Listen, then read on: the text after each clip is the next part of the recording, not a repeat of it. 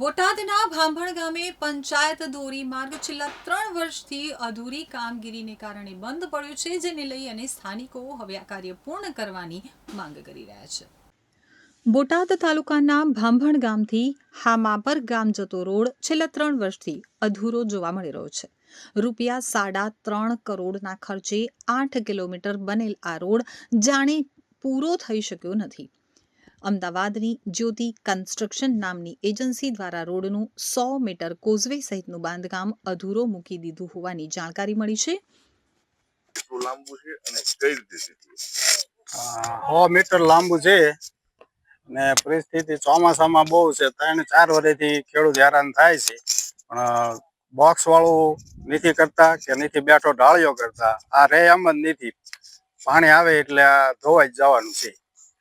એટલે જ્યારે ચોમાસાનું સિઝન હોય ત્યારે લોકોને અહીંથી અવર જવર કેવી થઈ શકે ખરું? નહીં, વરસાદ ને એવું હોય ત્યારે આમ જંગડા આમાં પર થઈને જવું પડે, એવું થાય. એટલે આ જે રોડ છે કેટલા સમયથી બાકી, કેટલા સમયથી? 3-4 વર્ષથી કામ હાલે છે. રોડ પૂરો થયો, નાળું રહી ગયું છે. એમને આ નાળું હવે તાત્કાલિક બનાવવું જોઈએ કે કેમ, શું લાગે? બનાવવું જ જોઈએ ને. હવે તો પછી શું તમારી માંગ શું છે? કાં બોક્સ વાળું નાળું બનાવવાનું, કાં બેઠો ઢાળિયો કરો, બેમાંથી એક કરવાનું છે. તો ભાંભણ ગામ નજીકથી પાડલિયો નદી પસાર થઈ રહી છે અને આ નદીના વિશાળ પટ ઉપર કોઝવે નાળું બનાવવામાં આવી રહ્યું હતું. અત્યારે પાણીના ધસમસતા પ્રવાહમાં વોલ ઉપર નાખેલી માટી તણાઈ જતા કોઝવે ઉપરથી અવરજવર બંધ થઈ ગઈ હતી. ગામ લોકોની માંગ હતી કે પાણીનો પ્રવાહ ખૂબ જ ભયજનક હોય છે, ત્યારે અહીં બોક્સ નાળું બનાવવામાં આવે તેવી માંગ ઉઠી છે. પરંતુ ત્યારબાદ આ નાળાની કામગીરી ખોરંભે પડી હતી. સાથે જ 100 મીટર જેટલો રસ્તો પણ બાકી રાખી દેવામાં આવ્યો છે. ત્યારે ચોમાસા દરમિયાન અહીં પાણીનો ધસમસતો પ્રવાહ પસાર થતો હોય છે, એટલે સદંતર વાહન વ્યવહાર બંધ રહે છે. અનેક ખેડૂતોની વાડીઓ આ રસ્તા ઉપર આવેલી છે. આ રસ્તા ઉપરથી એંગોરાણા, હામાપર, જોટિંગડા, રાજપરા સહિતના ગામો તરફ જઈ શકાય છે. ત્યારે કરોડોના ખર્ચે બનેલા રોડના નાણાં હાલ તો પાણીમાં ગયા હોય તેવું લાગી રહ્યું છે. કેવી સ્થિતિ?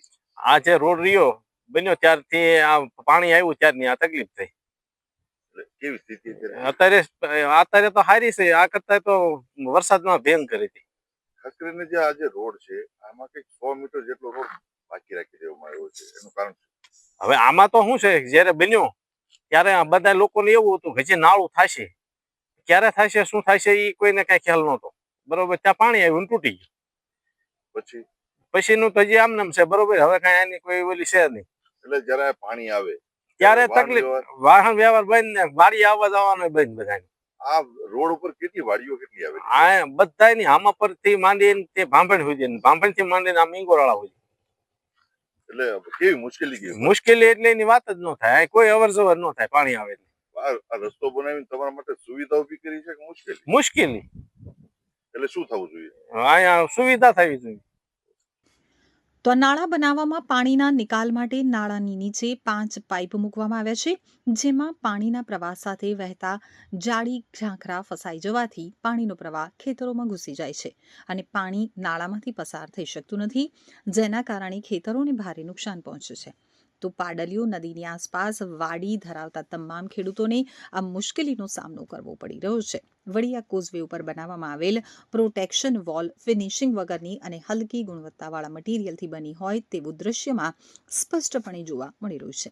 ત્યારે લોકોની સુવિધા માટે બનેલું આ સગવડિયું નાળું લોકો માટે મુશ્કેલી ઊભી કરનાર બન્યું છે. ખેડૂતો આ રોડ ઉપરથી અવરજવર માટે કાયમી ઉકેલ લાવવા ખાનાવાળું બોક્સ નાળું બનાવવાની માંગ કરી રહ્યા છે.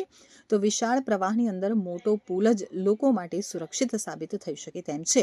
ત્યારે એજન્સીને ચૂકવાયેલા નાણાંને રિકવર કરવામાં આવે અને એજન્સી ઉપર અધૂરું કામ મૂકવા બદલ કડક કાર્યવાહી કરવામાં આવે તેવી લોકો માંગ કરી રહ્યા છે.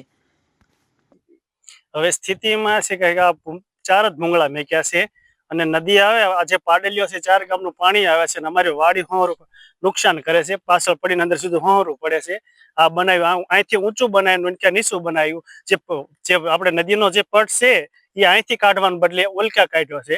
એટલે જે પાણી હાલે ને ઊંચું કરી નાખ્યું છે, નથી હાલતું ને નીચું રાખ્યું છે.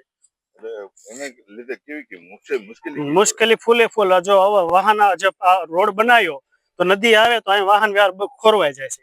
આપણે ખેતીનું કામ કરવું હોય તો ટ્રેક્ટર નો હાલે, કોઈ વસ્તુ સનેડા નો હાલે, કોઈ વસ્તુ હાલે નહીં. એટલે અહીંથી આ જે રોડ છે એમાં કેટલા અત્યારે ખેડૂતોની વાડી બધા ખેડૂતોનું નુકસાન છે. આ બધા જેટલા કઈ આવે ને એ માર્ગ તો બંધ જ થઈ જાય, કોઈ દી ચાલુ જ ન રહે, વરસાદ આવે એટલે બંધ. આ પ્રોટેક્શન વોલ બનાવી છે, આ જે વોલ બનાવી છે કેવી બની છે? આ હાવ ખરાબ બનાવી છે. એટલે ખરેખર આ જે કાર્યવાહી થવી જોઈએ કે કેમ? કાર્યવાહી થઈ મેં કીધું તું ભાઈ આવડે તમને આ નો ચાલે, આગળ લો છે લંબાવો થોડોક છેડા, એ બોલે ટૂંકા રાખ્યા. અમે કઈ થાકી ગયા છતાં અમારું કોઈ માન્ય ન રાખ્યું. મેં એમ કીધું ભાઈ 4 ગામનું પાણી અહીંયા આવે છે તો તમારે ઓછું કરવું જોઈએ.